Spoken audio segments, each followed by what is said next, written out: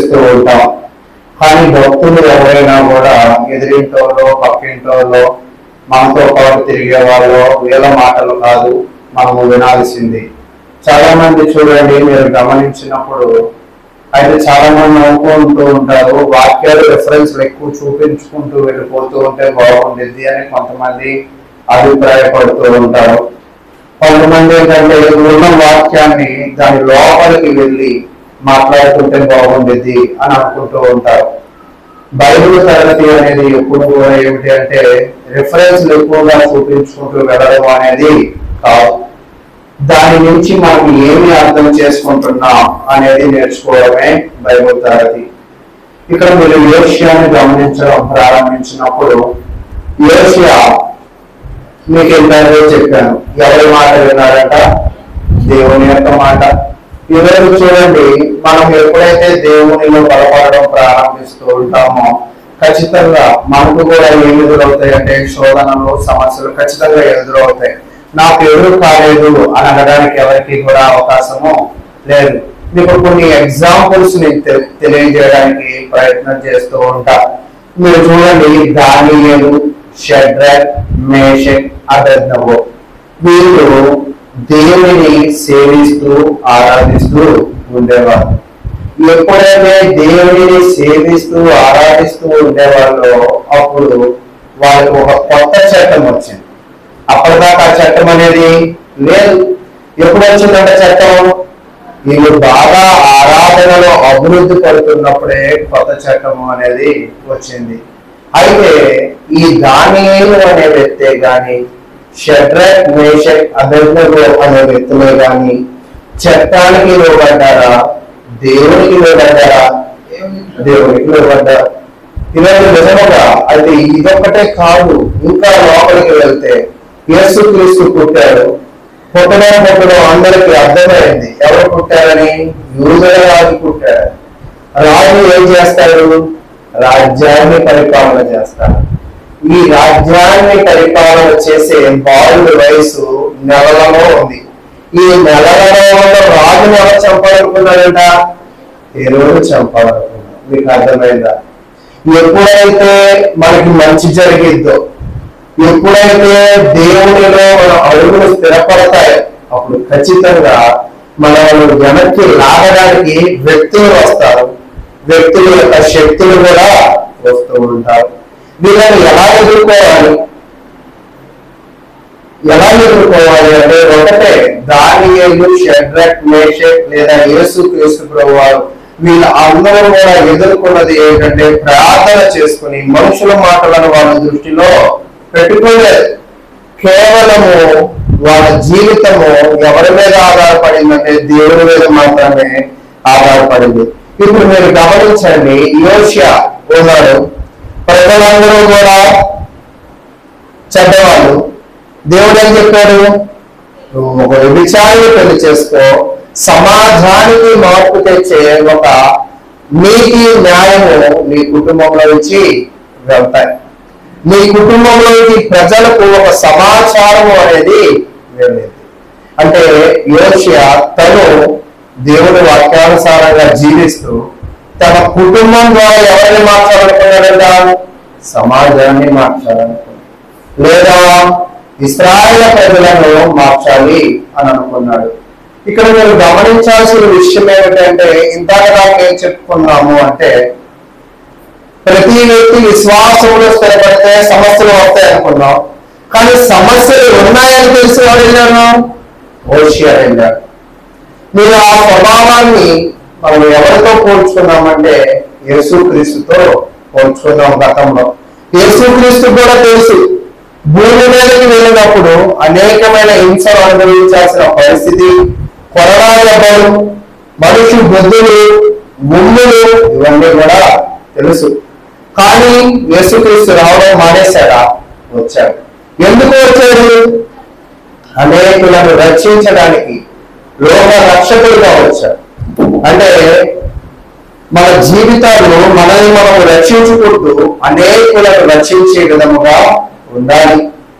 ఎప్పుడైతే అలా జీవిస్తామో దేవుడు మన యందు నివసించేవాడిగా ఉన్నాడు.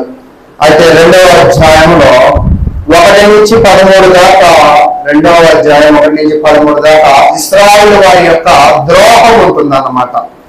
అంటే ఇశ్రాయేలు వారు ఎలాంటి చెడు ప్రవర్తనలు కలిగి ఉన్నారో అనేది తెలియజేస్తూ ఉంటారు. తర్వాత 14 నుంచి 23 దాకా ఏముంటుందంటే, మరి ఇశ్రాయేలు వారికి పూర్వం ఎలాంటి సమాధానకరమైన స్థితి ఇచ్చారో దేవుడు మరలా దానిని ఇవ్వడము అనేది చూస్తూ ఉంటాం. అయితే నేను గతంలో 18వ వచనంలో మరి ఆపినట్లుగా నాకు గుర్తు. చూడండి, యోషియా గ్రంథము 2వ అధ్యాయము 18వ వచనం. ఈ 18వ వచనానికి వచ్చినప్పుడు పైన ఏం జరుగుతూ ఉందంటే, ఇశ్రాయేలు ప్రజలందరినీ కూడా పెంచి పోషించేది ఎవరు? యెహోవా దేవుడే. కానీ వీళ్ళు ఎవరి వైపు ఉన్నాయో తెలుసా? చూపులు అన్య దేవతల వైపు ఉన్నాయి. దేవుడేమో వీళ్ళకి తినడానికి తిండి, కట్టుకోవడానికి భక్తిస్తుంటే వీళ్ళు ఏం చేశారంటే వాటిని తీసుకువెళ్ళి ఎవరిని ఆరాధించేవాళ్ళంటే అన్య దేవతలను ఆరాధించేవాళ్ళు. అయితే దేవుడు ఏం చేశాడంటే, మరి అన్య దేవతలను ఆరాధించకుండా ఆయన ఒక అడ్డుకట్ట అనేది వేశాడు, ఒక గోడ అనేది కట్టాడు. గోడ కట్టడం వల్ల ఏమవుతుంది అంటే, అటు వాళ్ళు ఇటు కనపడరు, ఇటు వాళ్ళు అటు కనపడరు.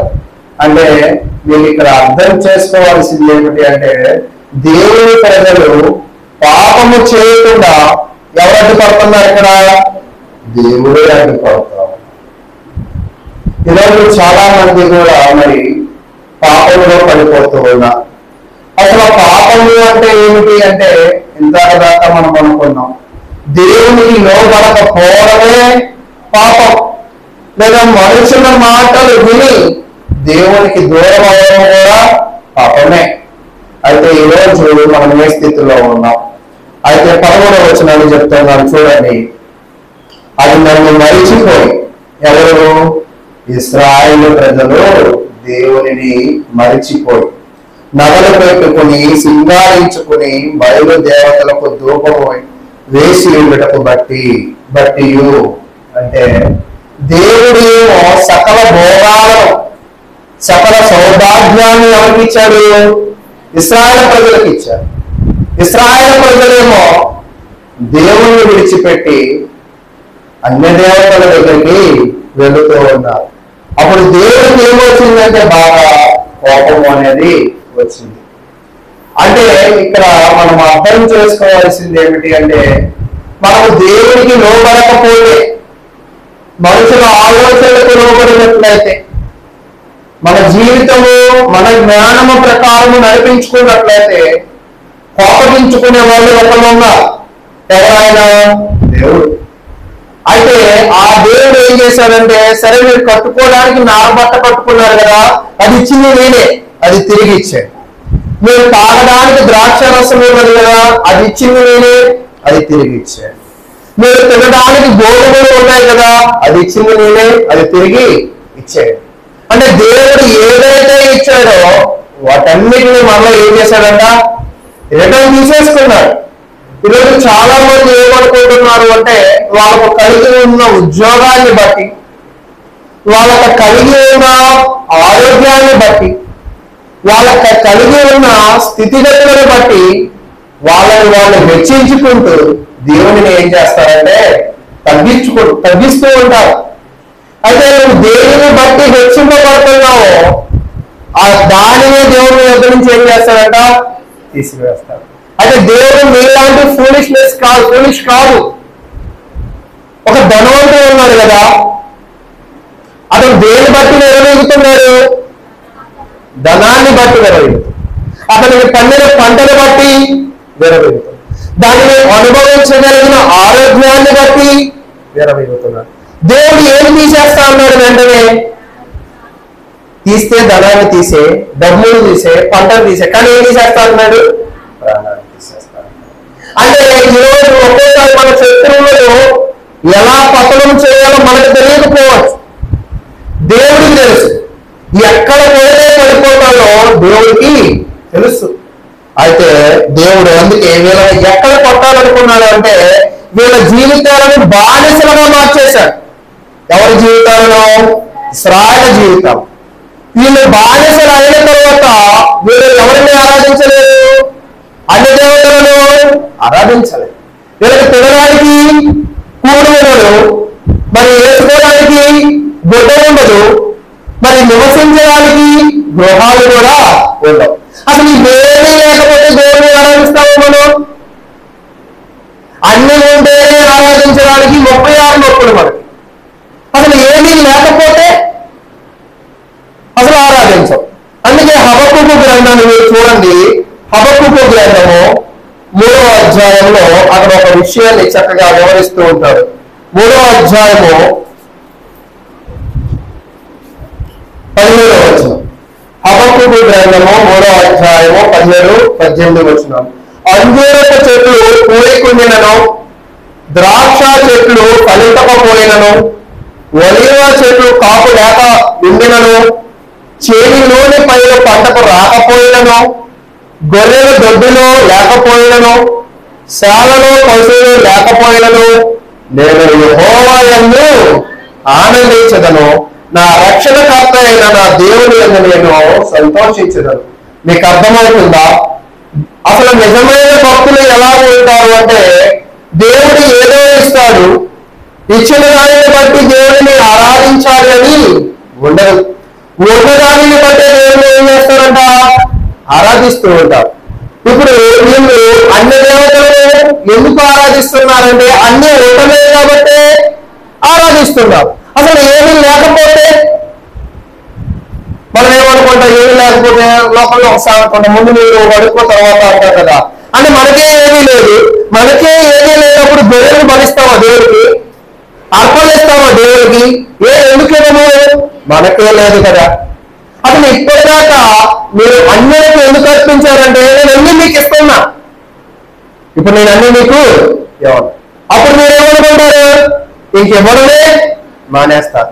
ఎందుకంటే మీరు అంత బలమైన విశ్వాసం ఏమీ కాదు అని దేవుడికి బాగా తెలిసింది. చూడండి 18వ వచనం. పైదాకా అదే చెప్పుకొచ్చారు నేను వివరించినది. అయితే 16వ వచనాన్ని వివరించుకుందాం.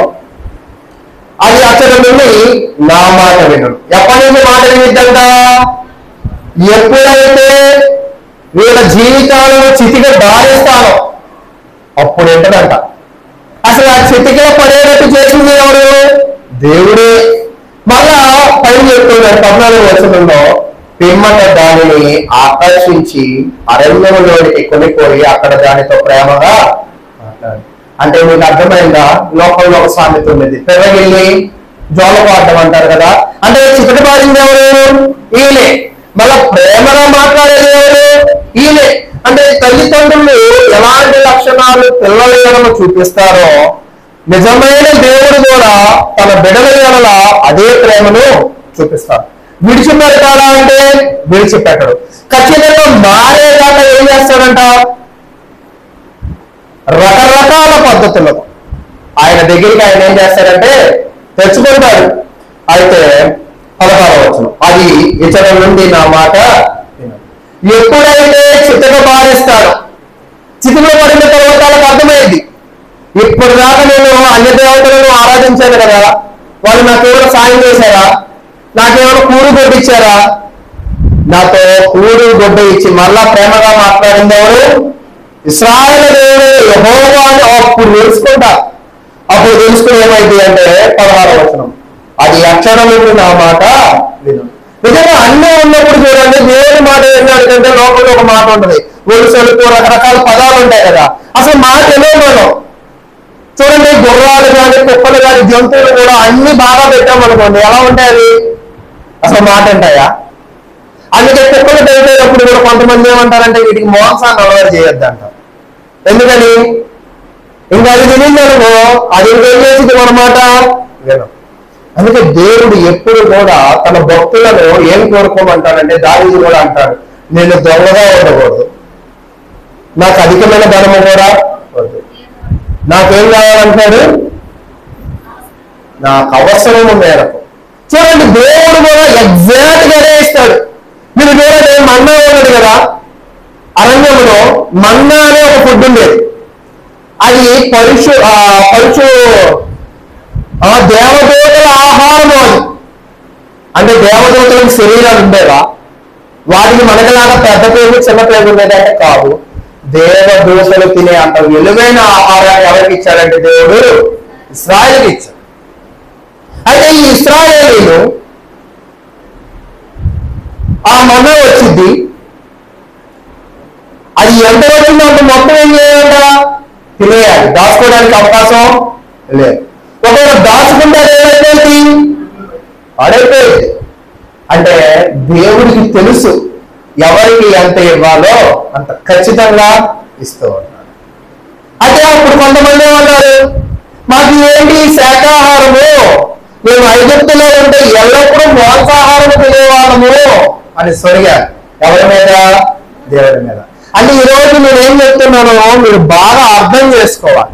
భక్తులు ఎప్పుడైనా కూడా అంజూరపు చెట్లు ఉన్నాయి, ద్రాక్ష చెట్లు ఉన్నాయి, ఒలివ చెట్లు ఉన్నాయి, ఉద్యోగాలు ఉన్నాయి, మంచి భర్త ఉన్నాడు, మంచి భార్య ఉంది, మంచి బిడ్డలు ఉన్నారు, మంచి ఆరోగ్యం ఉన్నదని దేవుడిని స్తుతించాడు. నాకు ఏది ఇచ్చినా ఇవ్వకపోయినా నేను నేనేం చేస్తానంటాడు? స్తుతిస్తాను. వాళ్ళొక్కలే కాదు, హబక్కు మాత్రమే కాదు, షడ్రక్ మేషక్ అబేద్నెగో అంటారు. మీకు తెలుసా అన్నమాట? నేను నమ్ముకున్న నా దేవుడు ఈ అగ్నిగుండంలో నుంచి నన్ను రక్షించకపోయినా ఎడలను నేను ఎవరిని విడిచిపెట్టనంట? దేవుడిని విడిచిపెట్టను, ఈ బొమ్మను మొక్కను. అంటే విశ్వాసులు మీరు ఎప్పుడైనా చూసారా? దేవుడిని ఎలా పట్టుకున్నారంట? బలంగా పట్టుకున్నా.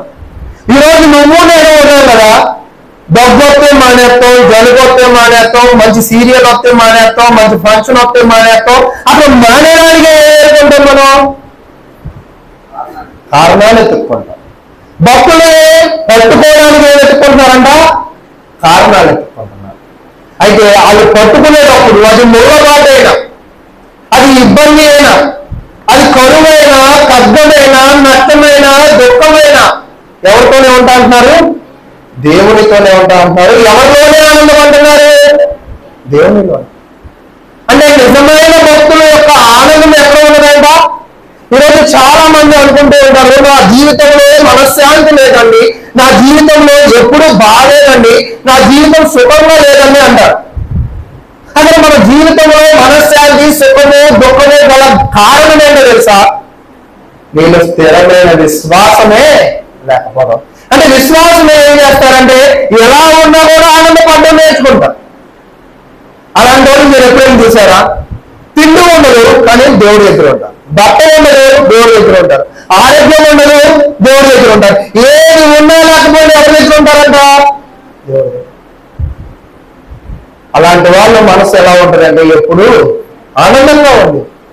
అయితే తెలుగు వచ్చేద్దాం. అప్పుడు దేవుడి మాట వీళ్ళు పెడతారంట, నువ్వు బయలు అంటే యజమానుడు అని నన్ను పిలవకన పురుషుడు భర్త అని పిలుపుదు, ఇదే యెహోవా వాక్కు. అంటే ఇప్పటిదాకా దేవుని వాళ్ళు ఎలా పిలిచేవాళ్ళంటే ఒక బయలు లేదా యజమానుడిగా పిలిచేవాళ్ళు. బయలు అంటే మీకు తెలుసు, ఇది అన్ని దేవతల సంబంధమైన పదముతో కూడిన అర్థం.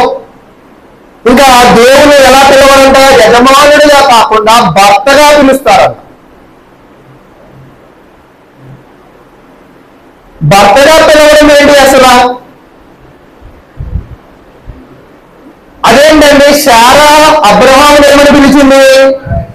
మరి ఇక్కడ యజమానుడు అని పిలవద్దు అంటున్నారేంటి అని అంటే, ఇక్కడ యజమానుడు అంటే యజమాని దగ్గర పని చేస్తాం, ఏమనుకుంటాం? కూలి అనుకుంటాం, అంతేగా. కానీ యజమాని డైనింగ్ టేబుల్ దగ్గర కూర్చుంది అంటారు, పనుడు ఎక్కడ కూర్చుంటారు? లేదా బయట కూర్చుంటారు. అంటే ఈ ఇద్దరు అంత బాండింగ్ అనేది లేదు. ఇక్కడ అర్థము అది. ఇప్పటిదాకా మీ బాండింగ్ నా బాండింగ్ సరిగ్గా లేదు. మీరు నాతో బాండింగ్ అంటే నాతో ప్రేమను కలిగి ఉండకుండా బయలుతో అంటే దేవతలతో ప్రేమను సంబంధాన్ని కలిగి ఉన్నారు. అయితే ఇప్పుడు నేను మీతో ప్రేమగా మాట్లాడా కదా, ఇప్పుడు మీరు నన్ను యజమానిగా భావించక. ఇంతకుముందు యజమాని ఎవరైనా అన్య దేవతలు. నన్ను మీరు ఇప్పుడు ఎలా భావించారంటే భర్తగా. అదేంటండి యజమానికి భర్తకి తేడా అంటే, యజమాని దగ్గర ఆరోగ్యం బాగుంటేనే పని చేస్తాం. అదే భర్త అయితే ఇలా మన హబక్కుకు గ్రంథంలో అన్నా కదా, అంజూరపు చెట్లు పూసినా పోయకపోయినా, ద్రాక్ష చెట్లు ఫలించినా ఫలించకపోయినా, వలివ మొక్కలు ఉన్నా లేకపోయినా దేవుని ఏంటే ఆనందిస్తాం. ఈరోజు యజమానుడి దగ్గరికి ఇష్టం ఉంటే వెళ్తాం, ఇష్టం లేకపోతే వెళ్తాం. కానీ ఒకవేళ భర్త దగ్గరికి అయితే ఈరోజు చూడండి, పెళ్ళైన తర్వాత అర్థమైంది ఏమని, భర్త కన్యమాలులోడని, భర్త కుటుంబాన్ని పోషించలేడని. కానీ విడిచిపెట్టగలమా? విడిచిపెట్టలేదు. అంటే ఇక్కడ బంధము గురించి చెప్తున్నా నేను. అంటే ఇక్కడ ఈ ప్రజలను దేవుడు లేదా దేవుని ప్రజలు వీళ్ళ మధ్య బంధము ఇప్పుడు ఎలా ఉందంటే ఒక్కసారి అతికింపబడుతుంది. ఈ భార్యాభర్తల బంధము అనేది ఒక్కసారి అతికింపబడ్డాక నువ్వు వేరుపడే అవకాశం అనేది లేదు. అయితే ఒక్క కారణం చెప్తున్నా. అదేం కారణం అంటే వ్యభిచారము అనే కారణం. అందుకే ఇశ్రాయేలు ప్రజలను ఇంతకుముందు ఏమన్నాడు దేవుడు? వ్యభిచారులారా అన్నాడు. ఇప్పుడు మీరు వ్యభిచారం అనే తప్పు తెలుసుకున్నారు కదా, మరలా తిరిగి రండి, నేను మీకు ఏమవుతానంటున్నాడు? భర్తలేక లేదా పురుషుడుగా పిలువబడతానంటున్నాడు. దేవుడు పురుషుడైతే, ఒకవేళ దేవుడు భర్త అయితే స్థానిక అంటే భక్తులు ఏమవుతారంటారు? భార్యలు అవుతారు. చూడండి, మీరు గమనించినప్పుడు మన పరిశుద్ధ గ్రంథంలో నుంచి ఈ విషయాన్ని మీరు చూస్తూ ఉన్నప్పుడు కొత్త నిబంధనతో దీనిని కలిపి చూడడానికి ఏమైనా అవకాశం ఉందా? యోషియా ప్రవర్తనను మరలా మీకు గుర్తు చేస్తా. యోషియాలో తండ్రి అయిన దేవుడి స్వభావం ఉంది, ప్రేమ. కుమారుడు లాంటి స్వభావం ఉంది, ఏమి? విధేయత. పరిశుద్ధాత్మ లాంటి స్వభావం ఉంది, అనాథలుగా విడిచిపెట్టని స్వభావం. ఎవరిలో ఉంది? యోషియాలో ఉన్నది. అసలు యోషియాలో ఎందుకు ఆ స్వభావం ఉన్నది? ఈరోజు మనం పిల్లలు కలిగినప్పుడు ముక్కు మేనమావ ముక్కు, కళ్ళు తల్లి కళ్ళు, చెవులు అమ్మమ్మవి అని పోలుస్తూ ఉంటాం కదా. ఈరోజు ఈ లోకంలో సృజించబడ్డ మీరేనా నేనేనా? కులాలుగా విభజించుకున్నాం, మతాలుగా విభజించుకున్నాం, వర్గాలుగా విభజించుకున్నాం. కానీ మన అందరము కూడా ఎవరి స్వరూపమే? దేవుని యొక్క స్వరూపం. దానిని ఇంగ్లీష్ లో వాడతాడు ఇమేజ్. ఏమిటంట? ఇమేజ్. ఒకవేళ మీరు నన్ను ఫోటో తీయండి, ఒకవేళ భవాన్ అక్క ఫోటో తీసిందని అనుకుందాం, నన్ను తీసింది అనుకుందాం. ఫోటోలో నన్ను తీస్తే తేజ కనబడతాడా? అదేంటి వాళ్ళ అబ్బాయి తేజనే కదా, తేజను తలుచుకుని చేస్తుంది ఫోటో, అయితే తేజ కనపడ్డా? సరే, భవాన్ అక్క అంటే మన ఇంటి దగ్గర కాబట్టి అక్కడ కనపడకపోవచ్చు. పోనీ దూరంగా ఉన్న శైలజ అక్క తీసింది అనుకుందాం. ఇప్పుడు ఆడికి ఎంతమంది పిల్లలు కనపడాలా? ఇద్దరు పిల్లలు కనపడాలి. తీసేది ఎంతమందిని? ఒక్కనే. ఇద్దరు కనపడతారా? సరే, కాదులే అక్క నన్ను కూడా వీరేష్ సురేంద్ర అనుకో అని అన్నా కూడా కనపడతారా? ఎందుకని? ఆ కాదులే కాలకన్నా నేను నిన్ను బాగా చూసుకుంటాను, నన్ను ఊహించుకో ఫోటోలో, ఫోటో నా ఫోటోనే రావాలా, ఆడ ఫోటో రావాలా అంటే అయిద్దా? రాదు. ఎవరి ఫోటో తీస్తామో వాళ్ళ ఫోటోనే పడింది. ఇప్పుడు దేవుడు ఏమంటున్నాడు అంటే, దేవుడు మన పోలిక చొప్పున మన స్వరూపము నందు అన్నాడు కదా. స్వరూపము అంటే ఏమిటి అంటే ఇమేజ్. దేవుడు ఒక ఫోటో తీశాడు, ఆ ఫోటోలో ఈరోజు మన అందరము ఉన్నాం. మన అందరము కూడా ఆ పోలిక కలిగి ఉన్నామా లేదా? దేవుడైతే ఆయన ఏమంటున్నాడంటే జనాలందరూ కూడా నా స్వరూపమే అంటున్నాడు. జనాలందరూ కూడా నా స్వరూపమే. ఈరోజు మన అందరము దేవుడి స్వరూపంలో ఉన్నామా లేదా? దేవుడి స్వరూపంలో యోషియా ఉన్నాడు. ఎలాగా? ప్రేమలో ఉన్నాడు, విధేయతలో ఉన్నాడు, లోబడడంలో ఉన్నాడు, విడిచిపెట్టకుండా ఉండడంలో ఉన్నాడు. అంతేనా? ఈరోజు నువ్వు కూడా దేవుని స్వరూపిని ఎప్పుడు అవుతావు అంటే దేవుని స్వరూపాన్ని ఎప్పుడు కలిగి ఉన్నవాడు అవుతావు అంటే, ఆయన ఎలాంటి ప్రేమను కలిగి ఉన్నాడు, నువ్వు కూడా అదే ప్రేమను కలిగి ఉన్నావు. నువ్వు క్రీస్తు దేవునికి తండ్రికి లోపడుతున్నాడు, నువ్వు కూడా దేవునికి లోపడితే దేవుని స్వరూపం. అంతేనా? అయితే ఇలా లోబడ్డ వాళ్ళందరూ కూడా ఏమవుతారంటే ఆయన స్వరూపానికి వస్తారు. ఇప్పుడు లోబడ్డ వాళ్ళందరూ కూడా కుడివైపు ఉన్నారు అనుకున్నాం, లోబడిన వాళ్ళందరూ కూడా ఎడమ వైపు ఉందాం అనుకున్నాం. లోబడ్డ వాళ్ళు ఎక్కడ ఉన్నారంట? లోబడిన వాళ్ళు వీళ్ళందరూ కూడా ఎవరి స్వరూపం అంటే దేవుడి ఇమేజ్, ఎవరి ఇమేజ్ కూడా ఒకటే. ఇప్పుడు ఇటువైపు ఉన్న పరిస్థితి ఏంటి అసలు? వీళ్ళు ఎవరి స్వభావం, వీళ్ళు ఎవరి ఇమేజ్? వీళ్ళని చూస్తే ఎవరు కనబడుతున్నారు? వీళ్ళని చూస్తే తండ్రి కనబడతాడు, వీళ్ళని చూస్తే క్రీస్తు కనబడతాడు, వీళ్ళని చూస్తే పరిశుద్ధాత్మ కనపడతాడు. మరి వీళ్ళ పరిస్థితి ఏంటి? వీళ్ళని చూస్తే లోకం కనపడదు, వీళ్ళని చూస్తే సాతానుడు కనపడతాడు, వీళ్ళని చూస్తే దుష్టులు కనపడతారు, వీళ్ళని చూస్తే దేవునికి లోబడిన జనము కనపడతారు. అంతేనా? ఈరోజు నేను మిమ్మల్ని అడిగేది ఏంటంటే, మీరు దేవుడి ఇమేజ్ అయితే ప్రేమ ఉండాలి, లోబద్ధం ఉండాలి, శాశ్వతంగా దేవుని అట్టు పెట్టుకోవడం అనేది కూడా ఉండాలి.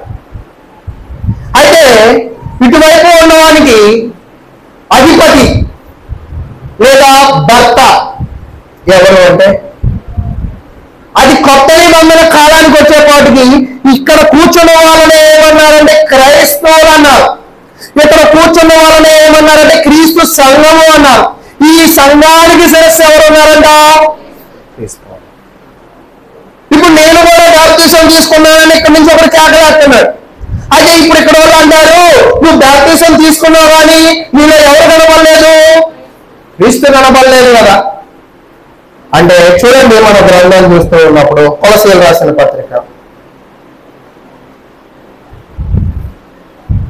1వ అధ్యాయం, కొలసీలు రాసిన పత్రిక 1వ అధ్యాయము 18వ వచనం, సంఘము అనే శరీరమునకు ఆయనే శిరస్సు. అంటే సంఘము అంటే అర్థమైందా? క్రీస్తును పోలి కూర్చున్న స్వరూపంలో ఉన్న వాళ్ళ అందరూ కూడా ఏమవుతారంట? సంఘం అవుతారు. ఈ సంఘానికి శిరస్సు ఎవరై ఉన్నారు? క్రీస్తు.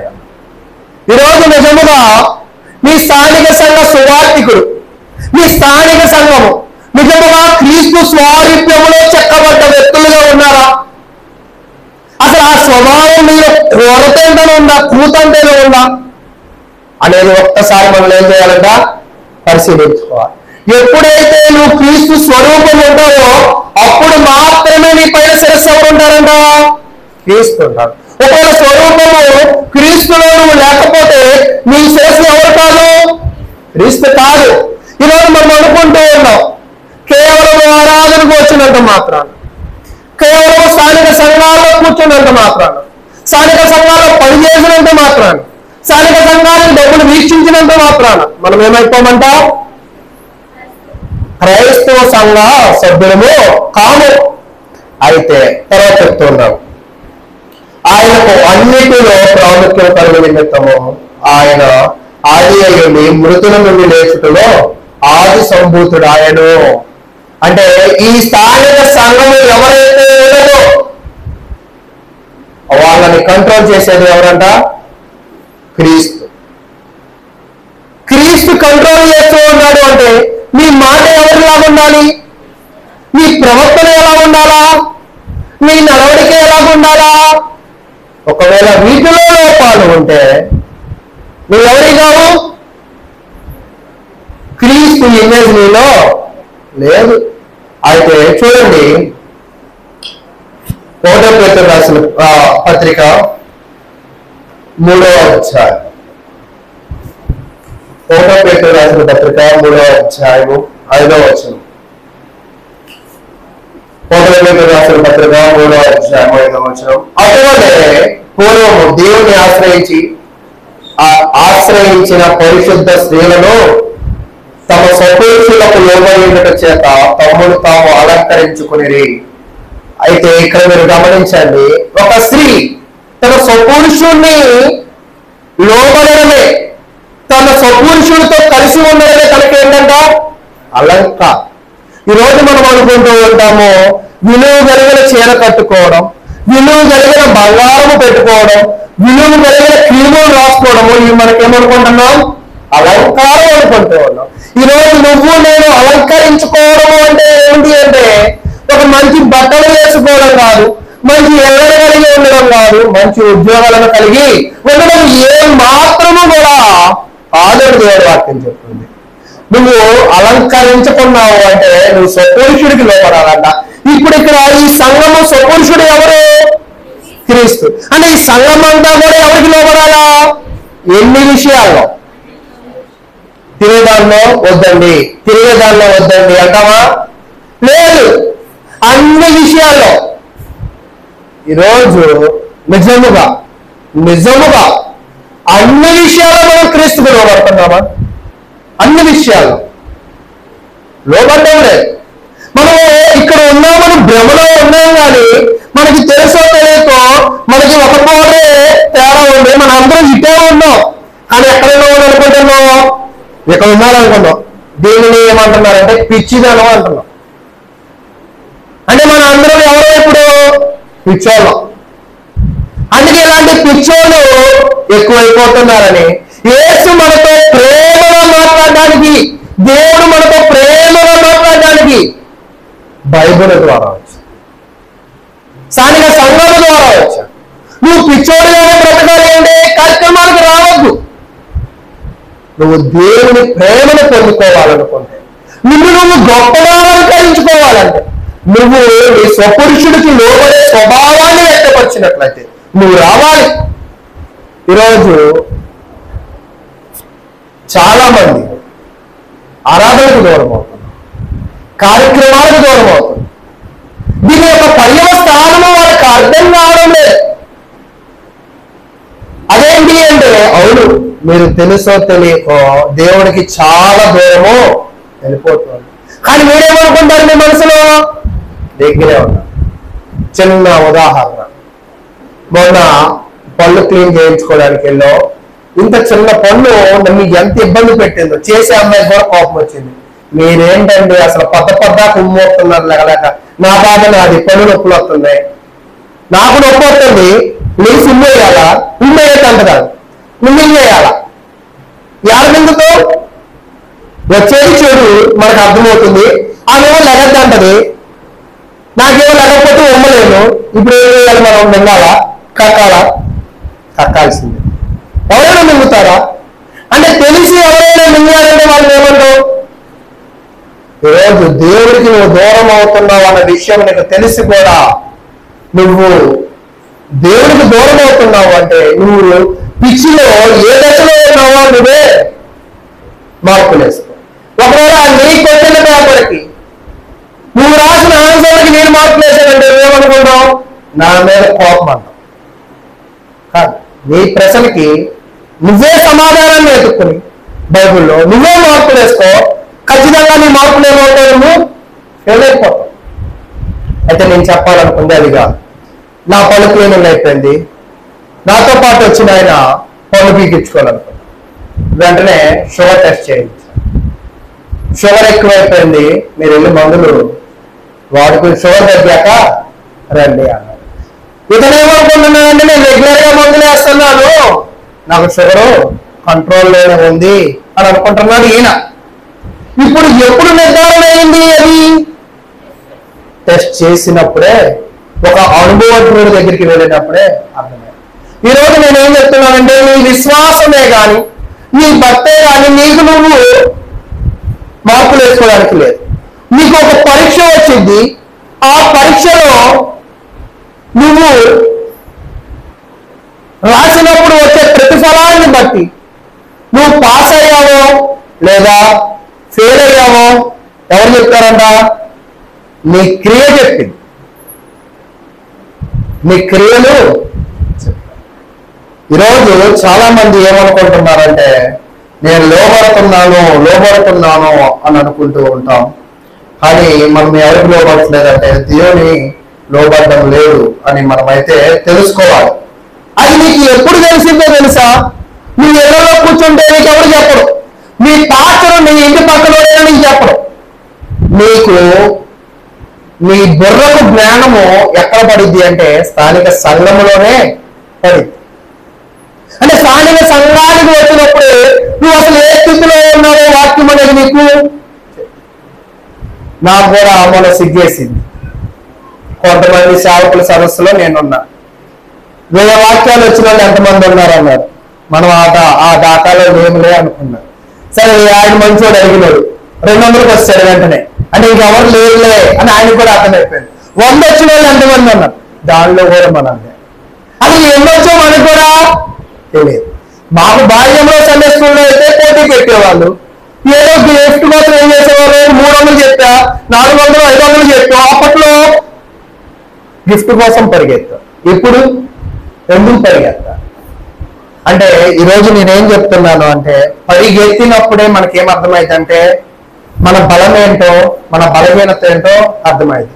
అలాగే స్థానిక సంఘానికి వచ్చినప్పుడే ఆ వాక్యము అనేది ఆ జ్ఞానము అనేది నీ పిచ్చితనం ఎంత ఉందో, నీ వెలుతనం ఎంత ఉందో, నీ విశ్వాసం ఎంత ఉందో, నీ భక్తి ఎంత ఉందో ఎవరు చెప్తారంట? వాక్యం. అప్పుడు కూడా నువ్వు తెలుసుకోలేకపోయావు అనుకోండి, నీకు గ్రేడ్ 3 పిచ్చిలో వెళ్ళిపోయినట్టే అనమాట. అంటే పిచ్చిలో గ్రేడ్లు ఉన్నాయన్నమాట. అర్థమైందా? కాబట్టి దేవుడు ఇప్పుడు నువ్వు ఎవరికి లోపడాలంట? స్వపురుషుడికి లోపడాలి. నీ స్వపురుషుడు ఎవరు? స్థానిక సంఘ యొక్క శిరస్సు క్రీస్తే స్వపురుషుడు. ఆయన స్వపురుషుడైతే తన భార్య ఎవరు? సంఘ సభ్యుడు. ఈ సంఘ సభ్యులు కంటిన్యూస్ గా వాళ్ళ చూపులు వాళ్ళ మనసులు ఎవరి మీద మాత్రమే నిలపాలంట? ఎవరి మీద నిలపకూడదు, వేరే వాళ్ళ మీద దేని మీద కూడా. ఒకవేళ నిలిపినప్పుడు ఏమంటున్నాడు? వ్యభిచారి అని అంటూ ఉన్నాడు. కాబట్టి దేవుని భక్తులు 1-2 సార్లు మీరు ఆలోచన చేయాలి. చూడండి, 1 కొరింథీ రాసిన పత్రిక 11వ అధ్యాయం. 1 కొరింథీ రాసిన పత్రిక 11వ అధ్యాయము 3వ వచనం. ప్రతి పురుషునికి శిరస్సు క్రీస్తనియు, స్త్రీకి శిరస్సు పురుషుడనియు, క్రీస్తులకు శిరస్సు దేవుడనియు మీరు తెలుసుకొనవలనని కోరుకొనుచున్నాను. అంటే క్రీస్తుకు లోబడము అంటే ఎవరికి లోబడినట్టే? తండ్రి అయిన దేవునికి కూడా లోబడినట్లే. అందులో యోహాను సువార్తలో అంటారు, నా యందును నీవును, నీ యందును నేను, మన ఇద్దరు ఏమై ఉన్నామంట? ఏకమై ఉన్నాం. తండ్రి క్రీస్తు ఏమై ఉన్నారు? ఏకమై ఉన్నారు. వీళ్ళిద్దరితో ఇంకొకరిని ఏకం చేసుకోమంటున్నాడు. ఎవరిని? పరిశుద్ధులు లేదా విశ్వాసులను. ఇందాక చెప్పాను కదా, ఈ కుడివైపు ఎవరున్నారు? వాళ్ళని. ఈరోజు నిజముగా నువ్వు దేవునితో ఏకమయ్యే స్వభావం నీలో ఉందా? ఒకవేళ దేవునిలో ఏకమయ్యే స్వభావం నీలో ఉంటే నిన్ను చూస్తే ఎవరు కనబడాలి? అంతేనా? ఒకవేళ మీ నిజంగా ఇక్కడ అందరూ కూడా 30 ఏళ్ళు పైబడి ఉన్న పెద్దోళ్ళు ఉన్నారు కాబట్టి మీకు మీ జీవితంలో క్రీస్తు లాగా కనబడే వ్యక్తి ఎవరున్నారు? ఎవరు లేరా? మీకు మీరు కూడా లేరా? కష్టమేనా? అంటే ఈరోజు నిజంగా మనం అనుకుంటున్నాం, పొరపాటులో ఉంటున్నాం. నిజమేమిటి అంటే మనము అన్యుల కన్నా దేవుని నమ్మిన వాళ్ళని ఇంకా ఘోరమైన ప్రవర్తనలో కలిగి ఉన్నామని దేవుని వాక్యం ద్వారా. అదేంటి అన్యుల కన్నా ఘోరంగా ఉన్నామంటే అన్యులకి తెలియక తప్పు చేస్తున్నావు, నువ్వు తెలిసి కూడా తప్పు చేస్తున్నావు. ఈరోజు చాలా మంది బాధాకరమైన పరిస్థితి ఏమిటి అంటే ప్రార్థనలో ఎక్కిబంచుకోవడం. ఈ ప్రార్థనలో ఏమొచ్చిందో వాళ్ళకి తెలియదు. ఇంకా ప్రార్థన విలువ ఏంటో జనాలకు అర్థం కావాలి. ఇది ఎప్పుడు నీకు అర్థమయ్యేది? నువ్వు ఎప్పుడు సంఘంలో చేర్చబడేది? సంఘంలో చేర్చబడేది అంటే నేను ప్రతి ఆదివారం వస్తున్నా కదా, ఒకే కుర్చీలో కూర్చున్నా కదా అంటే అది కాదు సంఘం. సంఘము అంటే ఏంటంటే బాలసుందరం గారి కట్టి 4 కుర్చీలు, యేసునాథం గారి తర్వాత వచ్చిన 2 కుర్చీలు, అనిల్ వచ్చిన తర్వాత చేసిన 10 కుర్చీల గురించి కాదు మాట్లాడేది. సంఘము అంటే ఏమిటి అంటే క్రీస్తు పోలికతో తయారు చేయబడ్డ ఒక స్వరూపం. అలా తయారు చేయబడ్డారు. మీకు బాగా అర్థం కావాలి అంటే మొంతేనండి అన్నారు. ఏమడిగారు మీరు? మూత. మూత దేనికి తెచ్చుకుంటారు? అది పెద్ద కొండ ఇచ్చాడు. ఏమిచ్చాడు? కొండ ఇచ్చాడు. ఇప్పుడు మీరేమంటారు? అరే బాబు మూత ఎవరా? ఇది అనేనండి అంటారు. మీరేమంటారు? ఇది అది కాదు అంటారు. నాకు తెలియదా? దాన్ని చేసింది నేనే, దీన్ని చేసింది నేనే, నాకు తెలియదా అంటాడు. అరే మీరు తెలుసా లేదు నాకు తెలియదు, కానీ నాకు కావాల్సింది మాత్రం ఎడగాలంటాడు. ఇది కాదు, నువ్వు దేంతోనైనా చేయి, నాకు చిన్న రౌండ్ ఉండాలా, దానిపైన బెజ్జ ఉండాలా, ఆ బెజ్జంలో నేను వేసేవి వెళ్ళాలా, మళ్ళీ దాని నుంచి బయటికి రాకూడదు అని అంటాడు. అంతేనా? ఆహా అలాంటిదా అంటాడు. అలాగే ఈరోజు దేవుడు ఒకవేళ వచ్చి ప్రశ్న వేసి నాకు క్రైస్తవులు కావాలి అని అడిగాడు అనుకోండి, మనందరం చేతులు ఎత్తుతాం. అదేంటి మీరు కాదు కదా క్రైస్తవుడు, నాకు కావాల్సింది ఎవరు?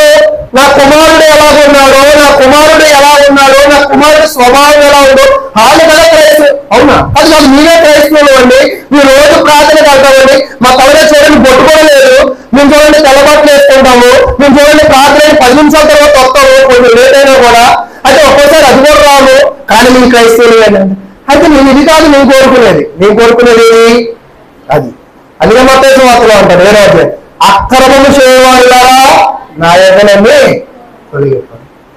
అంటే ఈ రోజు నేనేమంటున్నానంటే దేవుడు ఎవరిని కొనుక్కోవాలనుకుంటున్నాడంటే క్రీస్తు లాంటి వాళ్ళనే. అది నువ్వు నేను డమ్మి క్రీస్తులే కదా. డమ్మి క్రీస్తులు అంటే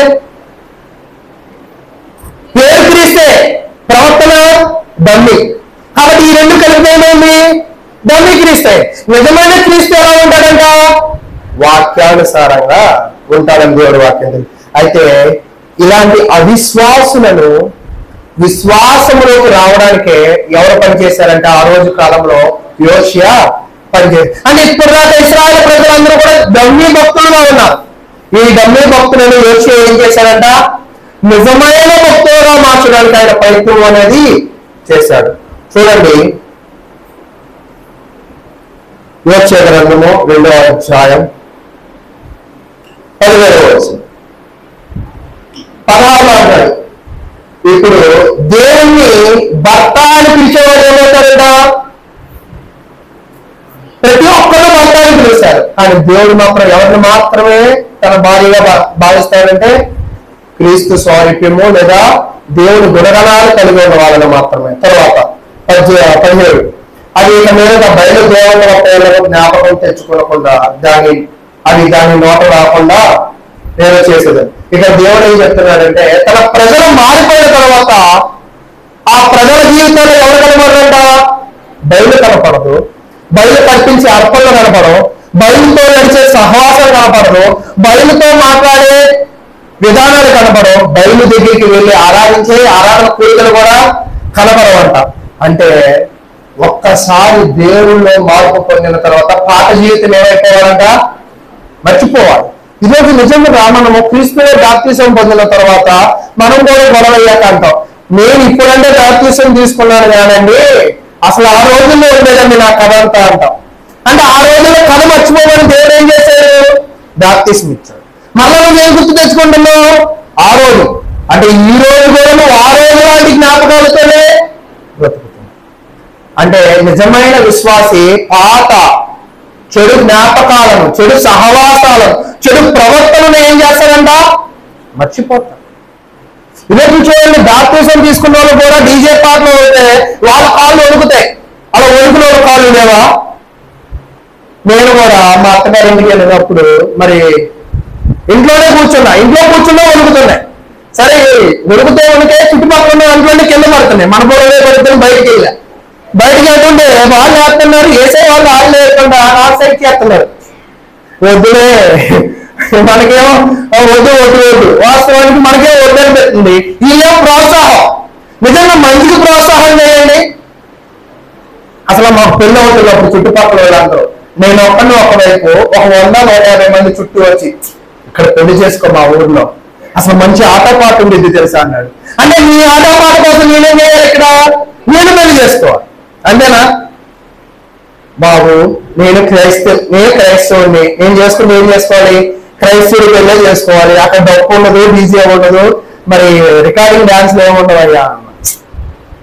ఆ తర్వాత అర్థమైంది వీళ్ళు ఎందుకు నా పెళ్లి ఈ ఊళ్ళో జరిగించాలనుకున్నారంటే వాళ్ళు డాన్సులు వేసుకోవడానికి. అప్పుడు కనిపెట్టారు ఒక్కొక్కరు ఏ స్టెప్పులు వేస్తున్నారా అని. ఆహా, ఈ స్టెప్పులు ఏదడిగినా నన్ను ఎక్కడ పెళ్లి చేసుకోమన్నారు. ఈరోజు నిజంగా చాలా మంది జనాలు క్రీస్తులోనే ఉంటారు కానీ స్టెప్పులన్నీ ఎక్కడ వేస్తారు? గత జీవితాలు వేస్తారు. అదేంటి ఆ స్టెప్పులన్నీ విడిచిపెట్టుకోవాలి ఎక్కడికి రమ్మండి. మరి ఇక్కడికి వచ్చాక ఏ స్టెప్పులు ఉంటాయి? ఆ స్టెప్పులు. మరి అంత పెద్ద డాన్సర్ అంటే ఏం కాదు, ఆ చెయ్యి ఊపుతారు, ఈ కొట్టు ఊపుతారు, ఈ కాలు ఊపుతారు. అన్ని ఊపిన తర్వాత మన భార్యతోనూ బిడ్డలతోనూ కాలు తెప్పించుకోవాలి. అన్న నువ్వు ఆ బీజేపీ న్యాయం చేయలేకపోతావు, ఈ క్రైస్తవ జీవితాలకు కూడా ఏం చేయలేకపోతావు, న్యాయం చేయలేకపోతావు. మరి ఎందుకు బతుకుతున్నావు అంటే నేను క్రైస్తవునే అంటావు. మళ్ళీ ఆదివారం అయితే ఇసుని బట్టలు వేసుకొస్తావు, పట్టు చీరలు పట్టుకొస్తావు, మనంత పరిశుద్ధుడు ఎవరో ఉండడు అన్నట్టు ఎన్నో నేను చెప్తూ ఉంటావు. అంతేనా? అయితే ఈ జీవితాలను దేవుడు ఏం చేయడంట? మెచ్చుకోడు. కాబట్టి నీ ఊపిడి ఎక్కడైనా ఉందంట, ఊపిడిని మర్చిపోవాలా, ఊపిడిని మర్చిపోవాలా, అన్ని కూడా ఏమైపోవాలంట? మర్చిపోవాలా. అంటే నిన్ను చూస్తే ఇంకెవరు గుర్తు రాకూడదంట, పాట వ్యక్తి గుర్తు రాకూడదు. అయితే ఈరోజు అయితే చాలా మంది కూడా బాప్టిజం తీసుకున్న తర్వాత కూడా పాత వ్యక్తే గుర్తొస్తూ ఉంటాం. ఎంతో అనుభవంలో ఉన్న విశ్వాసంలో కూడా మూర్ఖులు కనపడతారు కానీ క్రీస్తులు కనపడరు. కాబట్టి ఈరోజు మనము అలా ఉండకూడదు. అలా ఉండినట్లయితే పాత జీవితాలు ఉన్నందుకైతే కొత్త జీవితం రావడం అర్థమేముంది? అయితే 18వ వచనం, కొత్త జీవితంలోకి వచ్చాక దేవుడు ఏం చేస్తాడు చూడండి. 18వ వచనం, ఆ దినమున నేను నా జనుల పక్షముగా భూ జంతువులతోనూ ఆకాశ పక్షులతోనూ నేలను పాపు జంతువులతోనూ నిబంధన చేయదు. దేవుడితో ప్రజలు మమేకమైనప్పుడు, దేవుడితో ప్రజలు దేవుణ్ణి భర్తగా భావించినప్పుడు దేవుడు ఎవరితో నిబంధన చేస్తాడంట? భూమి ఆకాశములతో నిబంధన. అదేంటి భూమి ఆకాశములతో ఏంటి నిబంధన అంటే, నా ప్రజలకు కావాల్సిన సకల సౌభాగ్యాలను నువ్వేం చేయాలంట? ఇవ్వాలని. ఎవరికి ఆదేశిస్తాడు? ఆకాశములకు. అంటే ఈరోజు పంటలు పండట్లేదు, వర్షాలు రావట్లేదు, వాతావరణాలు పాడైపోతున్నాయి అంటే గల కారణం ఏమిటి అంటే మనము చేస్తున్న పాపాల యొక్క లిస్ట్ అనేది బాగా పెరిగిపోవడమే. అయితే దేవుడు ఈ ప్రజలను ఇంకా చెప్పాడు కదా, తప్పు చేశారు కాబట్టి చెరలో వేస్తా, చెరలో ఉన్నాక మీకు నేనేంటో, నా ప్రేమ ఏంటో, నా శక్తి ఏంటో మీకు అర్థమైంది. మీరు నన్ను తెలుసుకున్న తర్వాత మీతో నేనేం చేస్తాను? ప్రేమగా మాట్లాడతా. ప్రేమగా మాట్లాడి ఇంక నేను మీకేమవుతా? భర్తను అవుతాను, మీరు నాకు భార్యను అవ్వండి. ఎప్పుడైతే మన ఇద్దరం ఏకమవుతామో అప్పుడు మీ జీవితాలు ఎలా ఉంటాయంటే సుఖంగా ఉంటాయి. అంటే ఇశ్రాయేలు జీవితాలు సుఖంగా ఉండడం అంటే వాళ్ళ జీవితాలకి యుద్ధాలు రాకపోవడమే. సొలొమోను కాలంలో అంటారు.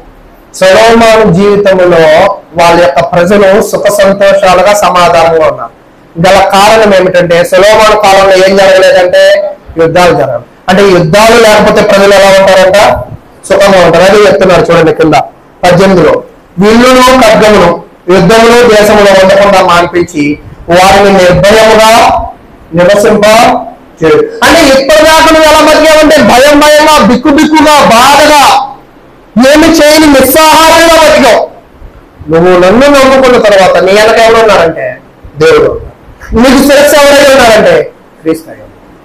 అంటే నీకు మేలు జరగడానికి రోమా రాష్ట్ర పత్రిక 8వ అధ్యాయం, నా భక్తులకు మేలు జరగడానికి సమస్తమును సమకూడి ఆయన ఏం చేస్తాడంట? సమకూడి జరిగిస్తాడంట. అంటే సమకూడి జరిగించాలి అంటే ఈ వాతావరణం అంతా కూడా ఏం చేయాలి? సహకరించాలి. మీరు గమనించండి, వాడ ప్రయాణాల్లో పెద్ద తుఫాను వచ్చినప్పుడు దేవుడు ఏమంటాడు? ఆ తుఫాన్ని ఆగు అంటాడు. అది ఏమైపోయింది? లేదు లేదు కాసేపు ఆగి ఆగిపోతాను అంటాడా? వెంటనే. అంటే ఈ సృష్టి అంతా కూడా ఎవరి మాట ఏంటండి? ఈ సృష్టి మనకి దీనిని మనం ఏలాలి అంటే, ఈ సృష్టిలోంచి సకల సౌభాగ్యాలు మనం తీసుకోవాలి అంటే మనం ఎవరికి లోబడాలి? దేవుడికి లోబడాలని దేవుడి వాక్యం తెలియజేస్తుంది. మరి ఇంతవరకు చాలు. దేవుడు